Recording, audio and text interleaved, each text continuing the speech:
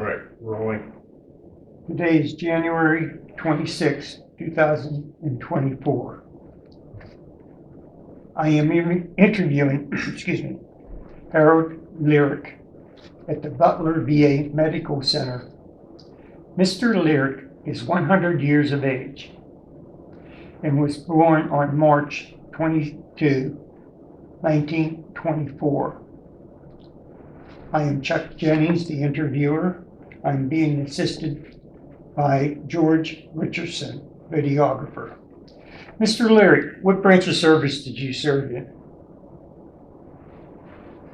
Navy? Huh? You served in the Navy? What branch of service did you serve in? Yeah, the branch, Navy. And what was the highest rank you had achieved? radio or electronic technician, grade 1, First class. first class. Right. And where did you serve at? Most of the times in the Philippines. And later on in the reserve in the United States. Right. Before we get into your military service, let's start back when you were growing up. You grew up in Virginia. Can you go into that a little bit, your background? Your background in Virginia as you grew up. Well, I worked on the farm as well as odd jobs, such as in peach orchards and Did you do any survey work with a gentleman during the Great Deal? yes, that was the first paying job I got. I would pull the chain and we measured fields. This is, I think, in 1933, and the government had started a program to where they evidently wanted to know how much grain they were going to count on. Then later on, you managed to get a job. Yeah, explain about the peach orchard, that you had to pick so many peaches off a branch before it would do well. Yeah, so the peaches would get larger. And what, you got 4 cents? 4 cents a... 4 cents an hour. Wow. Actually, that was quite well. During that time, you also went to school. It was like a little 4-room schoolhouse. Could you go into description of that a little bit, and how many people were in the first sections of grades? And I think they had to be between 30 and 40 people in the first grade. And I remember the teacher was very strict. She carried a stick around with her. If you talked out of turn or wasn't paying attention, she'd tell you to stick your hand out and smack on your hands.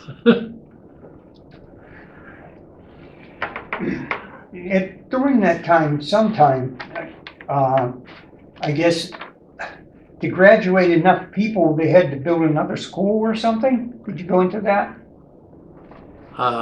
Yes, they had built another school or Gainsborough, and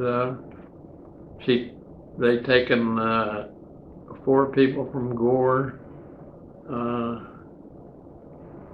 I think 4 people from Mount Williams, and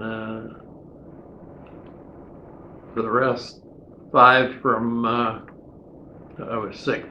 6 from Gainsborough area. And we, of course, rode a bus. They had a bus that went them from school to school. Now, at that point, in order to graduate, there were 14 of you? Yes. So 14 of you graduated. So that was around, what year was that? 41. 41. And some of the other summer jobs you had, do you recall any other the summer jobs? NYA, electrician? Well, I remember one job was cutting pulpwood. Another job was help to build a new building at the sand mine, and odd jobs at the White House Vinegar Company, and then went to the NYA school in Manassas, Virginia. Now, after you graduated there, did you get married in 42? When did you get married? Were you in school? I went to work at the Navy Yard, and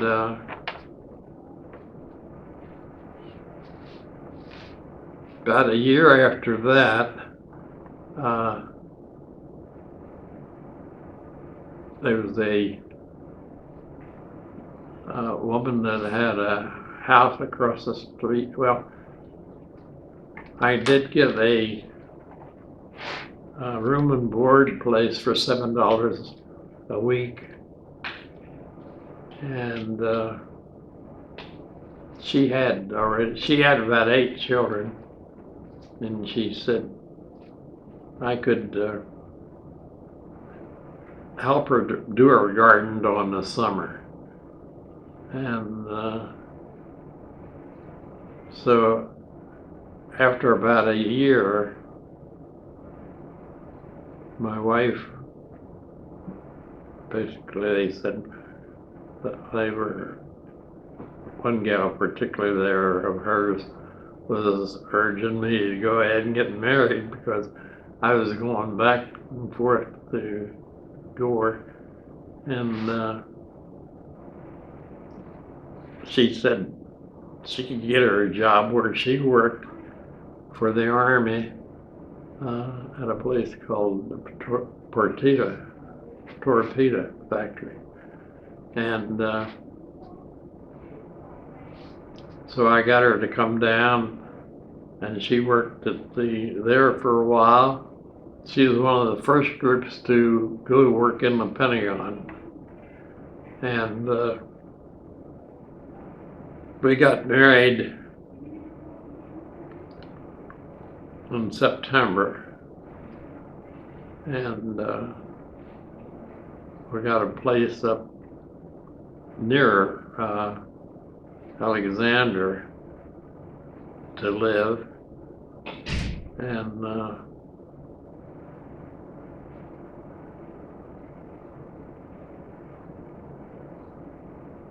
I guess then in 43 I got called into the Army.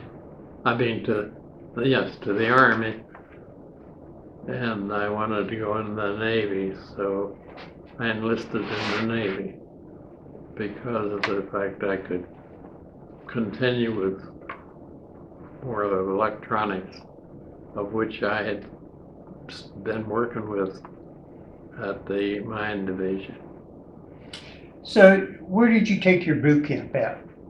At Bainbridge, Maryland. And did you take an A school or schooling after that? Yes. I first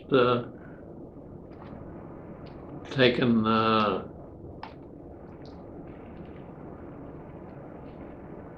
6 weeks in Chicago, and 3 months in Gulfport, Mississippi, and then to the Naval Research Lab just down the river, just down the Potomac River from Washington. So at the Naval Research Lab, what were your duties there? The Naval Research Lab was as apprentice electrician, and I guess at 19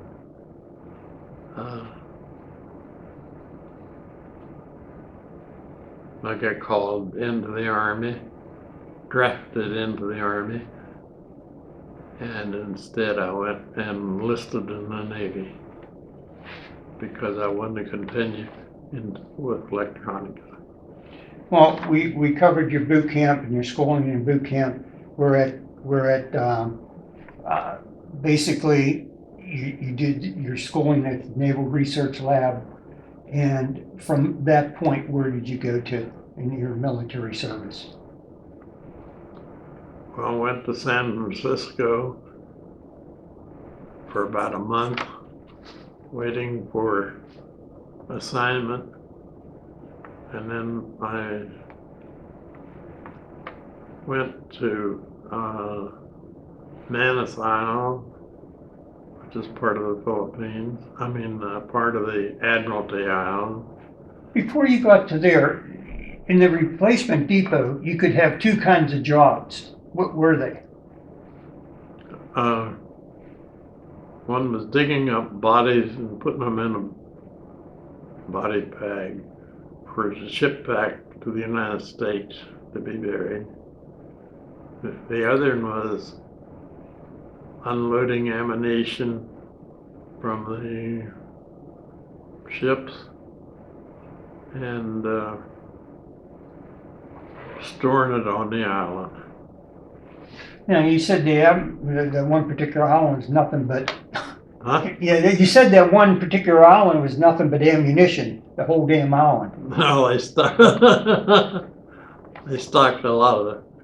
One thing I will tell you, not the part of this, 2 months before that, a ship, Mount Hood, it was an ammunition ship. It had, I think, 350 tons of ammunition blow up. It killed everybody on it. There was no body parts. Everything was just gone. The ship was gone. It also damaged many other ships in the harbor. After 50 years, they did find part of the keel had it seeing 1,000 feet of water. But so they still talked about that. Yeah, I would imagine that would put 50 tons of hemp. Well, so from that point, once you got your duty station, where did you go to from there? From there, we went up to Lady, and I was Lady about a month, doing odd jobs, mainly radio repair and things like that. And then I went down to Palawan Island, and after a few weeks, I was flown down to a point along the east coast to a Quonset hut. I had about 50 boxes of transmitter parts.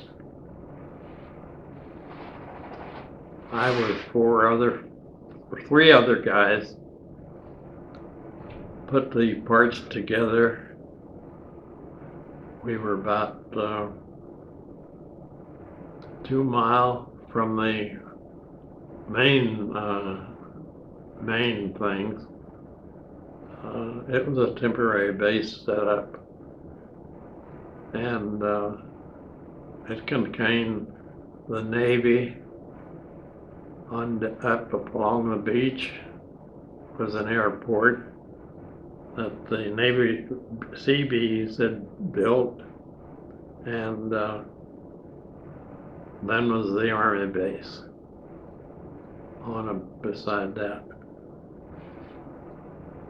So we did get a few Army alerts, and the main thing that they wanted to bomb was the airport.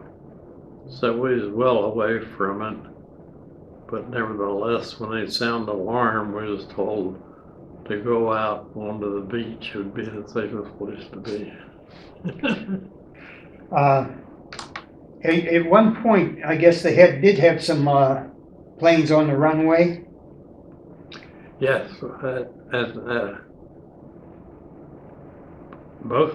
at the Army base and also at the Navy part. They had planes loaded with bombs, and that was what the Japanese were striking was for the planes, and they would blow them up. And I know at Palawan, there were 7 planes, bombers. I think they called them B-25s, I'm not sure. But there's a little modified from the B-24. But anyhow, there were 7 of those all lined up ready to fly off. And they all got blown. So for much of the time that we were assigned there on the island, the Japanese was on the west side, we were on the east side. Fairly big mountains separated us. And the Japanese army had really taken over the deal of keeping the two from getting together. So there was no ground fighting as far as I know was on the island. Yeah, they were just holdouts buried in the island somewhere. Yeah. So go ahead. I will say just south of Port-au-Princesa was one of the first worst atrocities of the war. They had gotten the Army and Navy people there, which I think was 130 people, told them they'd better dig trenches because they'd probably get bombed by the Japanese. The Japanese had already occupied the island. When they got the trenches dug, they machined them on them, and I think 2 guys escaped. That was a POW camp that they. Huh? That was that POW camp, right? The POW camp, or No, that was south of the Eowal Penal Colony. okay. So you said the Japanese were going to bomb. Who dug the ditches? The Americans? Yes, Okay. Americans were put into The ditches and machine gun. the machine gun.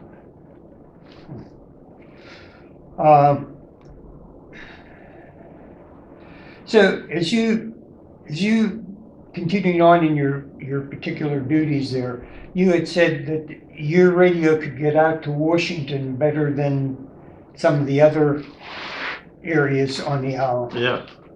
And Well, from in the Philippines, I'm talking about most of the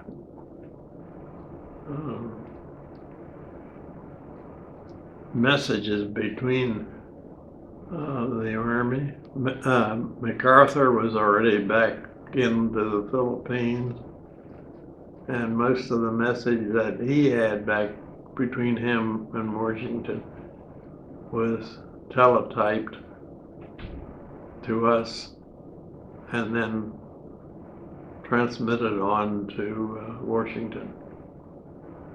just because you have a better spot. We had better spot to transmit that message across to Washington. Later on in the war, we'll get into some of the other messages. But your living conditions during that period of time, where'd you live at? We lived in a tent the whole time on an army cot. That's where I say we were infested a lot with lizards, but they were welcome because they did keep the bugs out. And some of the other incidents, oftentimes, you come in from work or whatever. So there were 4 men. So there was one man in the radio and one man in the teletype. Exactly what were the duties there? No, there was one man in the Quonset hut. We had to keep there all times. There we had a telephone to the Navy base, which is about a mile away. And he was to set whatever transmitter that they wanted to put on, and the frequency that the messages was to go out on. I may be jumping ahead, but was that there that you received distress signals that you passed on to the Navy to send out airplanes, or was that another?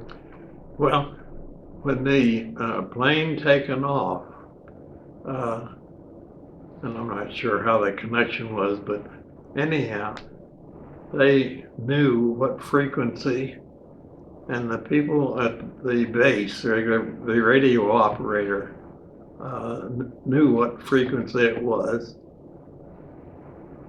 so that if he got into trouble or they found a ship they wanted to attack or anything else, they could radio the pilot and do whatever he wanted to do, or if he got shot down in the sea, we could then call the a rescue, some type of rescue to get him.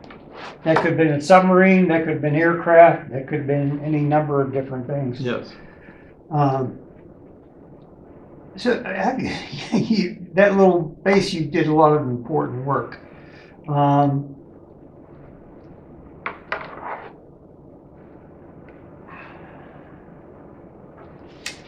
Now, at some point,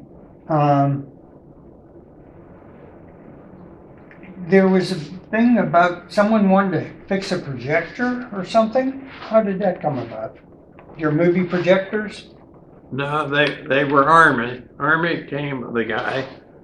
He had 3 projectors, small projectors, and he said none of them would work. Did we know anything about movie projectors? So we basically and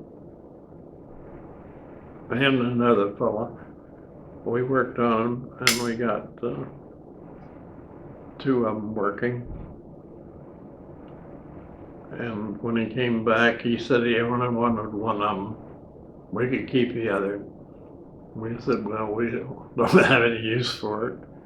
And that's when the Filipino lieutenant said, well, why don't you give it to the people going? The prisoners over across the aisle across from you. No, go on to that story. That's an interesting story. Actually, the penal colony was a holding place, you might say, for people that were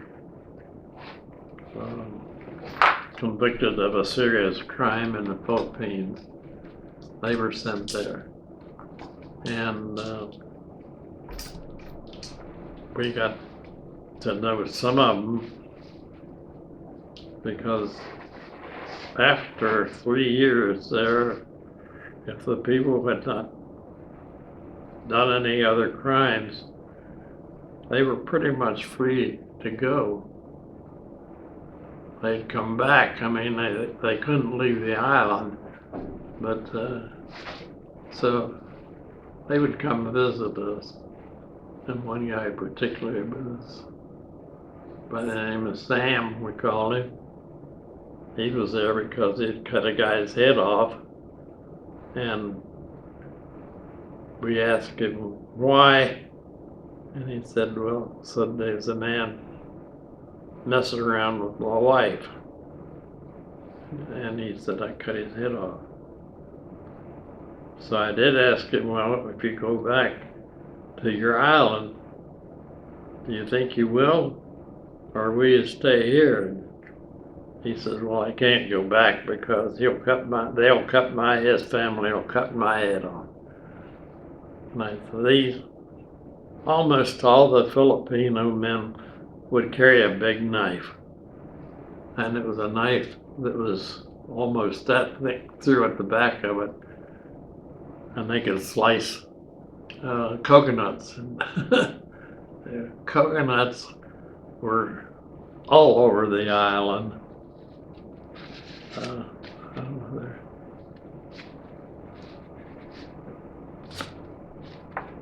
Either coconut trees. Yep. This is coconut trees above her. Above your tent. Yeah. Yeah, coconuts everywhere. Yeah. So there was another. You got to know the what do I want to say, commandant or the head warden guy, and they used to bring vegetables over for you and things like that. yes, And yeah, you want to go into we'd trade clothing for it. And I know this one guy, this guy here, he ended up owning a pair of shorts. I often wondered how he got back to the States.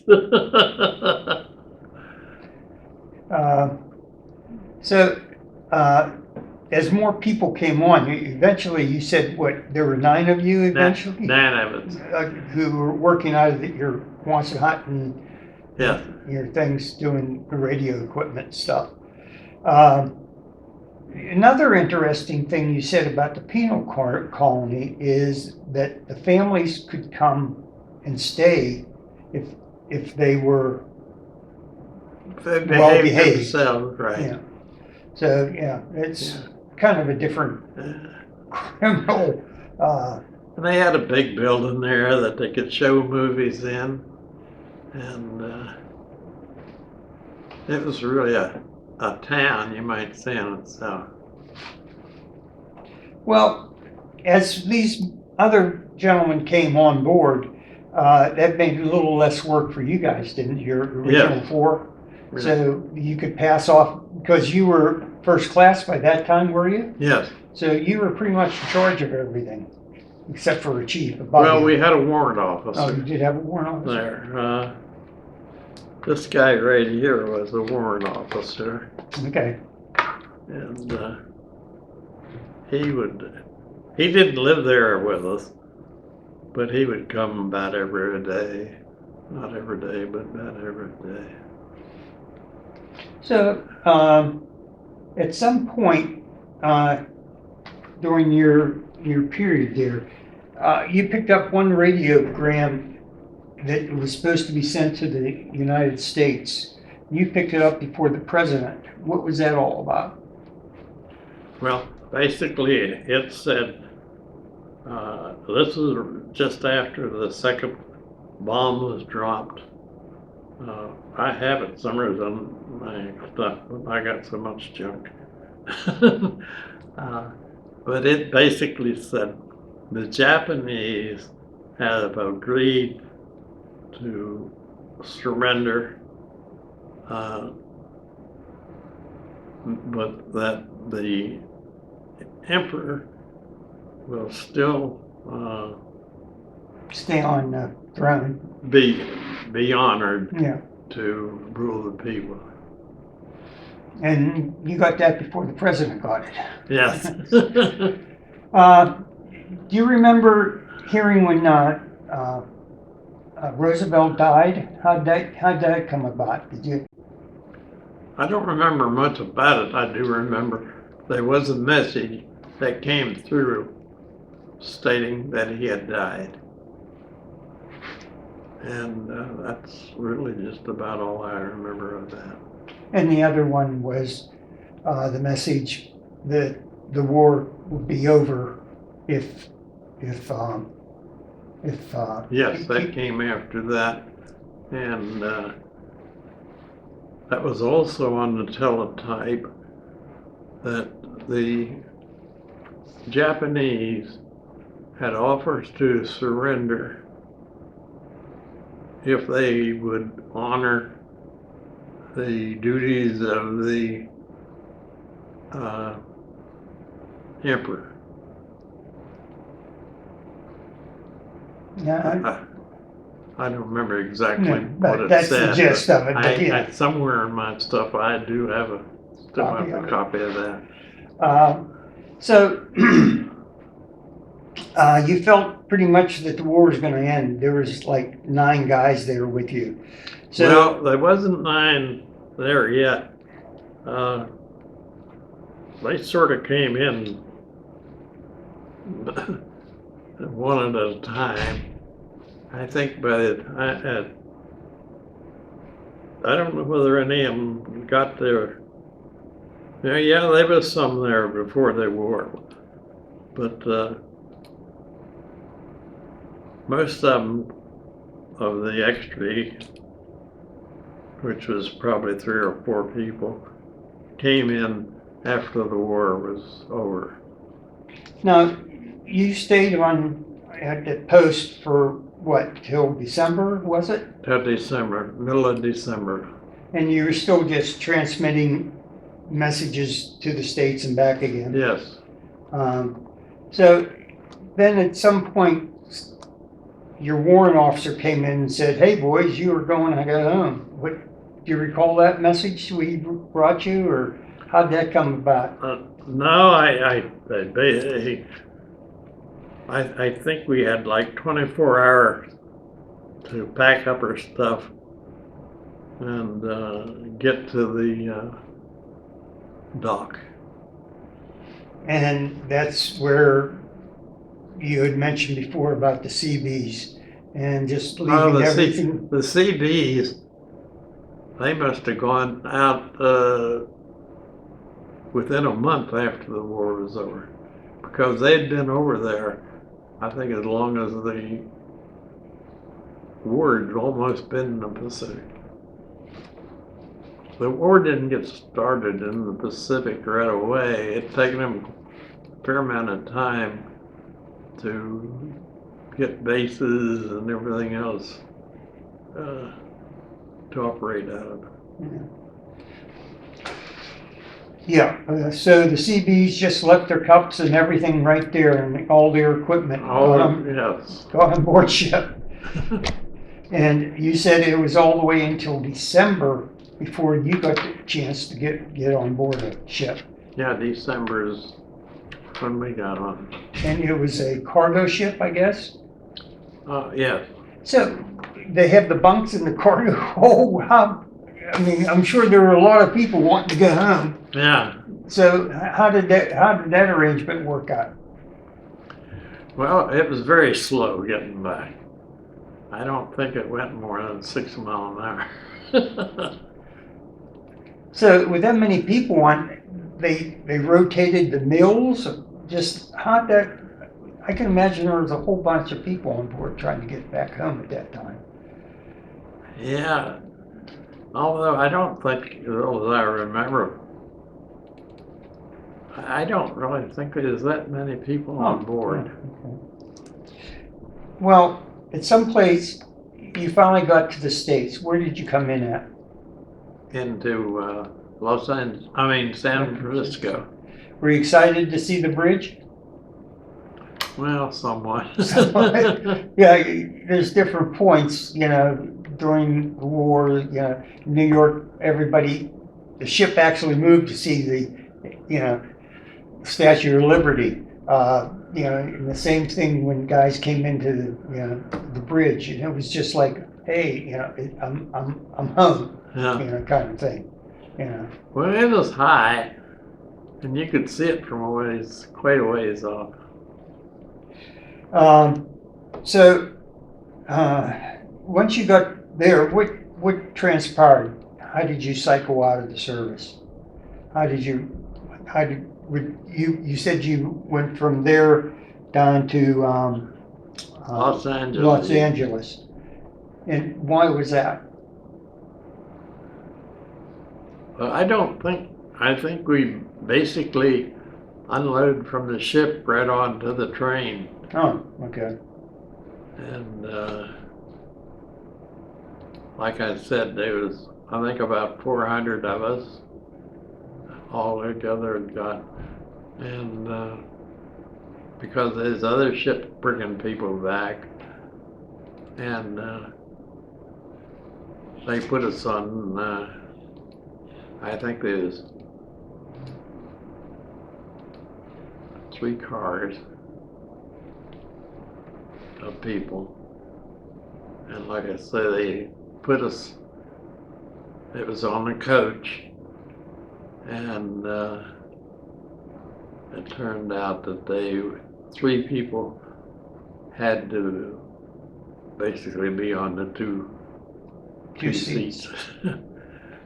So Didn't leave you- you much a place to, you Yeah, had to you sleep play- you- setting up. Yeah, you played round robin on the seats. Yeah, So you got across the nation. How long did it take you that time to get across? 6 days. 6 days of playing seat tag. Yeah. Um, Well, we had to pull off to a siding anytime a passenger train or another train on. they got priority. So you finally got over to the East Coast. Where did it drop you off at? Where did you end In up? Norfolk, Virginia. Okay. And from Norfolk, you got discharged. Where did you go to from there? Well, we went up to Washington, D.C. There wasn't Norfolk. It was just outside of Norfolk, and I forget now. Anyhow, it was a little train station. Portsmouth? Portsmouth? No, it wasn't Portsmouth. Well, anyway, something Yeah, near but Norfolk. anyhow, Yeah, it was you- close to Norfolk. Yeah, you got north. So you went up to Washington, D.C. And that's where your wife had been staying. She'd been staying there, right? And at that time, you had 2 daughters, had you? Trying to think.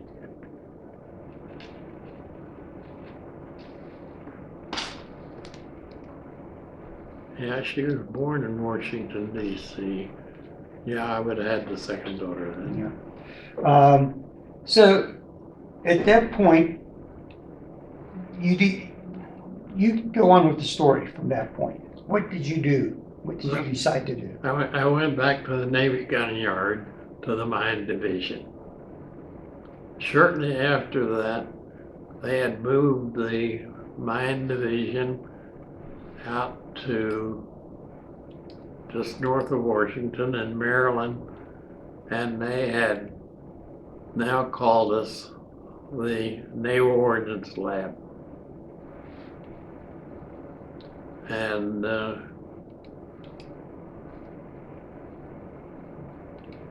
I started again working mostly with electronics. One of the things I could do, I could make the own chassis.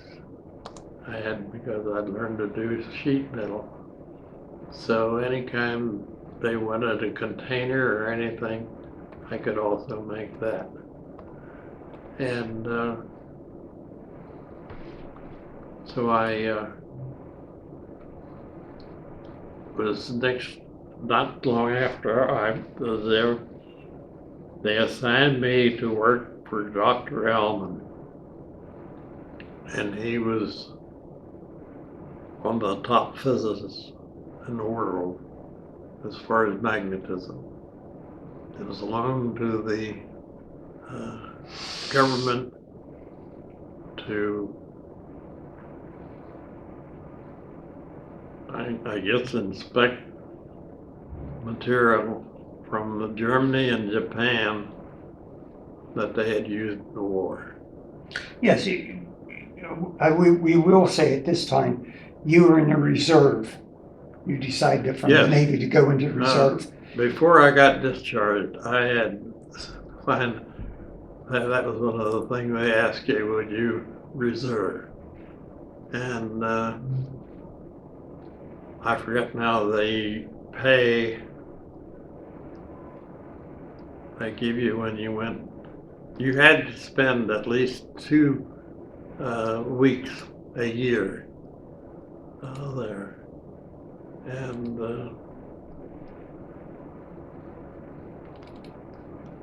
but I forget now what the pay was. It wasn't really that much, but still it was worthwhile. And in the reserve, I got to go to Bermuda, Halifax, and Panama Canal. Panama Canal. I was on the battleship Wisconsin. We got just before dark. We were off of North Carolina, and we had 2 destroyers as escort, and one of the destroyers said their radar wasn't working, that I did have somebody on board. So they put me on a bosun chair. And I remember the rays were pretty white on my bosun chair. They put you in the water today? I got across there all right. Uh, I went down and I started working on the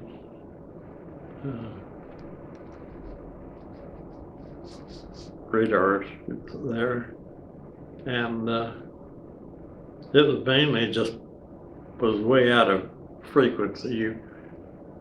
You had about 4 dials that you had to do to get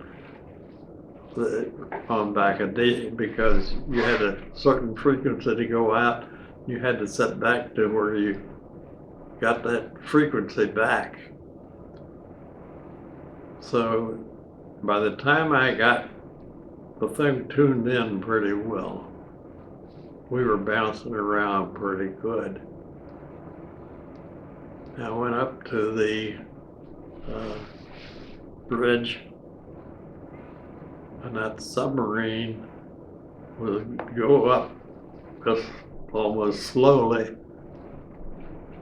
And it must have went up 50 feet, and then all of a sudden it just dropped. yeah, destroyers are like destroyers are like submarines. I got really seasick. Anyhow, I rode on down to Panama, thinking down to Panama, and I'll tell you, I'd taken a bus just out of curiosity. My uncle had been there since the building of the Panama Canal as an engineer. I didn't see him, but I did go over. Those were the 2 dirtiest, filthiest cities I ever saw in my life. You don't need to put this there, but young kids was driving the streets. They'd grab a hold of you and say, "Hey, come see my sister. $2. It's just, virgin. Yep. It's never changed. I don't know how it is now. It has never changed. Anyhow, I came back then on the battleship Wisconsin, and but when I went over to Bermuda, I did the helm most of the way. I don't know why they didn't have a boost made, but it was just a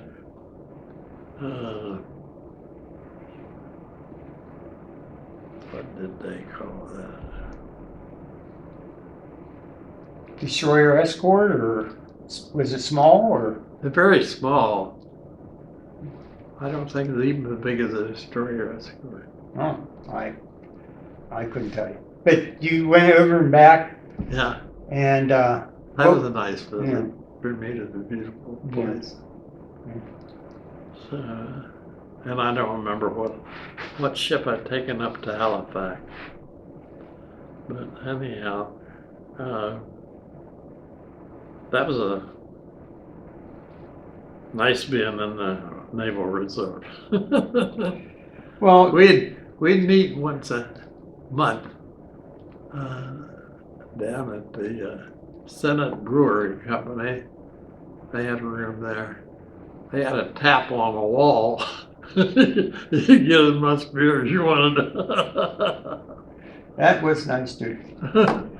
Anyway, getting back to the armory and then the ordnance. So, and you were assigned to the one gentleman. To Dr. Allman. Yeah, and he had some very. Go ahead with that. He was supposedly one of the leading scientists on magnetism in the world, on loan from Bell Labs. And I was assigned to him, the only one. And we started dismantling equipment and done testing on it. And he was very much intrigued with what's called the hysteresis loop. And then he started experimenting with different ways to treat the iron with alloys, needling, shapes, and he developed basically a square thin hysteresis loop. Now, you were getting these from V1s and, you know, V2, the Continental Germans. V2s, stuff used in their arm control. Actually, it was basically take a very low signal and amplify it to where you get whatever power you wanted through it. And that was like the switch that would, through the ampage, that you would throw that particular spot through that Right. switch. Well, the advantage of it was for like the V2 rocket, it could stand shock almost. We had made things early into the war to help find submarines. These were only about so big around, and the Navy had tested them, dropped them out of airplanes, and they still worked. So they were almost indestructible. So he developed the cores and the wrappings for a number of different things. He Yeah. reduced the size. Go into that a little bit. That's very interesting. He reduced the size of the coil and down to 1/100th of a. Yeah, well, mainly what it consists of was a donut, and that depending on how much power you wanted, and then you wound a wire around it. And they were actually two of these donuts. And that's all it was. Sometimes you had to add resistors or condensers, depending on what kind of a power you wanted or whatnot.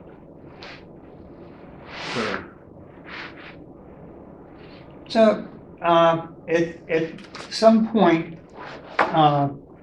did that job end? Was it, how did you come, explain after you of course, completed your job there? almost in the middle of this, I got called back to the active duty, and after, I don't know, 2 or 3 weeks, I got called back to the Naval Ordnance Lab. I chose as a civilian. I could have gone back in uniform, but I chose because 2 kids at home, I wanted to Need be money. home. So anyhow, after that,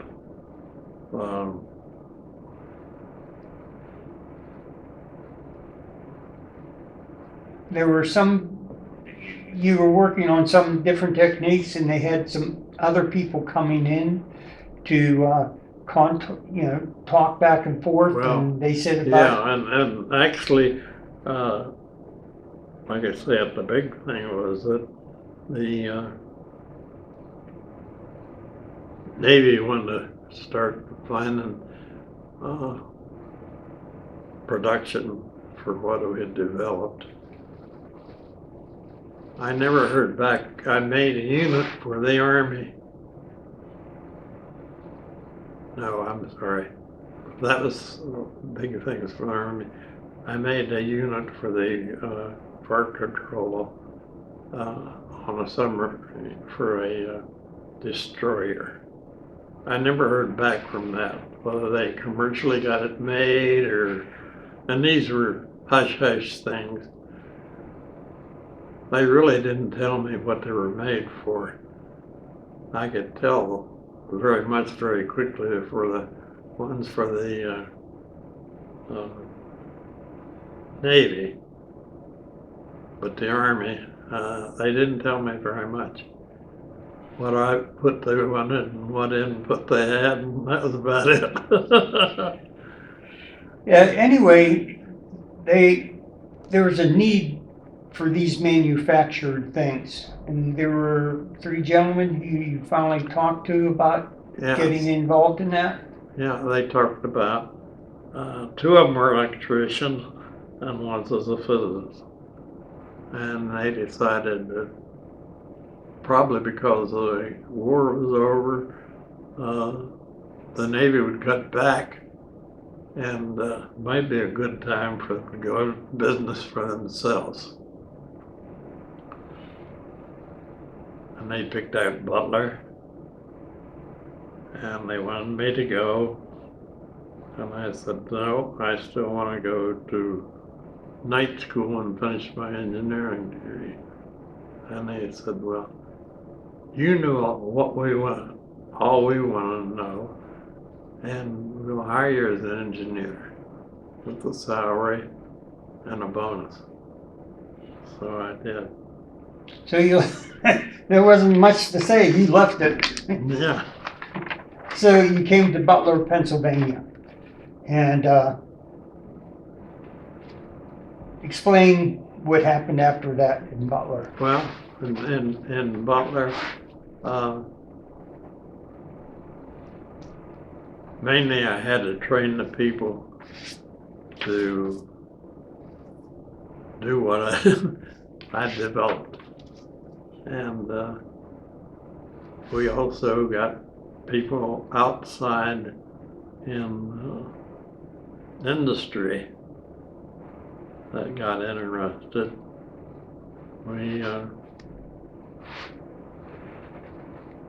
The company in Massachusetts, and they made the aluminum beer cans, and it was a continuous process of like taking a slug about that big around and went through a series of presses to where they kept blowing the thing out. And they wanted a magnetic amplifier to control that system. And Armco, there in Butler, they also on the magnetic amplifier to call their new continuous rolling mill. Some guy sent in a thing about so big around with almost like an orange with 6 wires coming out. He said, I think this is a magnetic amplifier that came with something and they were going to make more of them. Could I do that? So I found out without taking it apart what was inside of it. So a different thing like that to do, as well as I still developed, and then of course I also had to train the people as to how to Produce that.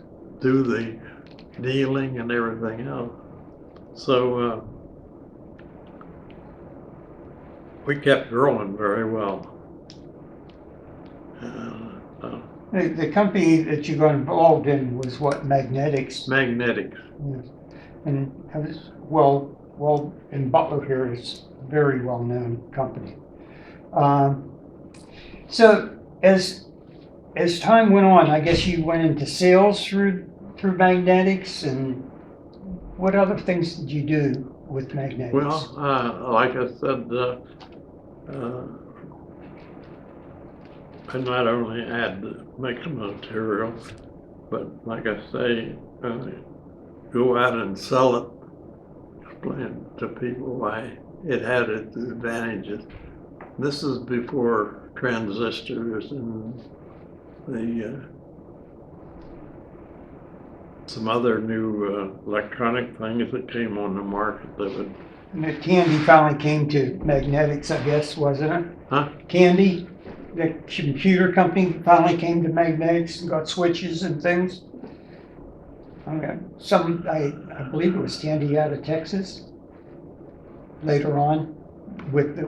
Yeah, well, Yeah. I don't remember where all they came from, but anyhow, finally they called me the sales engineer. I still had charge of the production of the magnetics. 4 minutes, we'll have to pause. Yeah. So, and once you retired from there, I take it? No, the next thing was they sent me down to Boonville, Arkansas to start a new plant. By that time we were making the magnetic cores out of ferrites. That's really like an iron oxide, iron rust. And you press that into 2 little bowls. You put a core wire inside of it, very much like the nickel iron, but these are only about so big around. Some were probably a half an inch across. And so I went down there to help lay out the machinery and hire the people. And I was there for 3 years. Out of the reunion with your wife, how many children did you have? I had 5 with my first wife. And how many grandchildren with your first? Well, that's the one where The one that passed. I think it's 14 or 15. I'm not even going to the number on the great grandchildren. At some point, she passed and you got remarried again. Yes. And there was a number of children. There were 9 children in that reunion that Yes. she brought with you, over with you. So, is there anything else that you can think of that you might want to add at this point?